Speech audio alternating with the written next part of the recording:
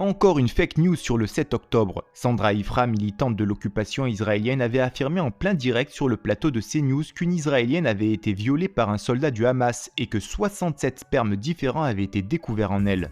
Elles sont violées, massacrées, assassinées. On a retrouvé une petite fille de 13 ans et demi qui a été libérée et qui a dû être avortée.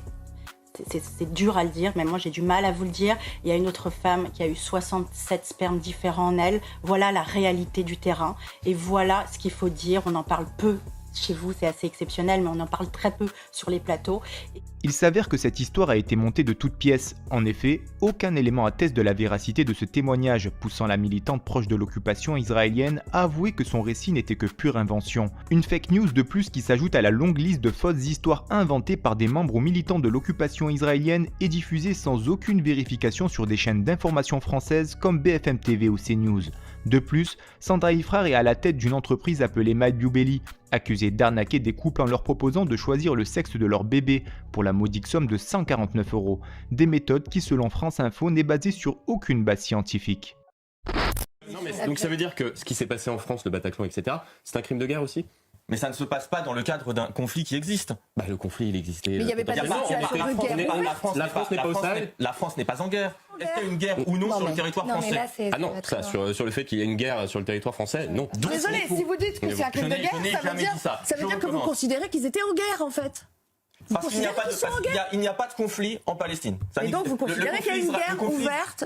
Est-ce que le conflit israélo-palestinien existe avant le 7 octobre? Mais il n'y avait pas de guerre avant. Il n'y a jamais eu de guerre.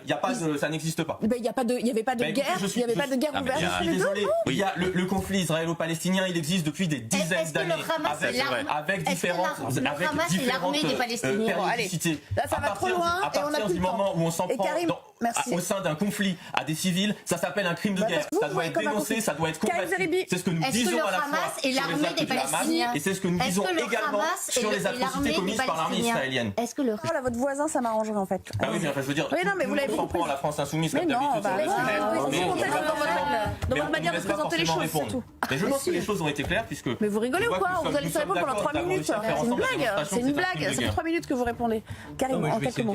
Ne souhaite pas qu'on ait une approche à géométrie variable. Quand une femme palestinienne aujourd'hui accouche dans les décombres, dans un contexte moyenâgeux, il faut aussi que nous en parlions de la même manière. Il faut aussi que nous en parlions de la même manière. Merci, il y a des choses inacceptables de part et d'autre. Il faut en parler de la même manière. On aurait pu faire 35 minutes là-dessus, je suis désolée. On ne peut pas laisser dire que c'est pareil. Un crime, c'est pareil. Aujourd'hui, 27 000 morts à Gaza. 27 000 Allez, on n'a plus le temps pour se débattre, je suis désolée. Après le Hamas, vous êtes le porte-parole. Non, ce qui est indigne, c'est de comparer et de mettre en concurrence les uns et les autres.